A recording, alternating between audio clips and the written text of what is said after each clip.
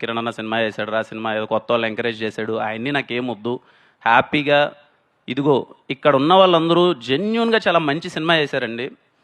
నేను చూసినప్పుడే నాకు అరే ఇంత బడ్జెట్లో ఇంత బాగా తీయగలమా, ఒక చిన్న పాయింట్ తీసుకొని, ఒక ఎక్కడో తిమ్మరాజుపల్లిలో జరిగే ఒక చిన్న పాయింట్ని తీసుకొని ఇంత థ్రిల్లింగ్గా ఇంత ఎంగేజింగ్గా ఒక సినిమా చేయగలమా అని నిన్న చూసినప్పుడు నాకు ఆ ఫీలింగ్ కలిగిందండి.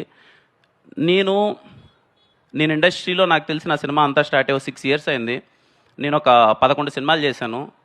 ఏ రోజు నా సినిమాని సపోర్ట్ చేయండి, లేకపోతే నా గురించి ట్వీట్లు వేయండి, నన్ను ఇది చేయండి అని చెప్పి ఇండస్ట్రీ పెద్దలు కానీ ఇండస్ట్రీ ట్విట్టర్ ఎవరిని నేను ఇంత ఎప్పుడు రిక్వెస్ట్ చేయలేదు.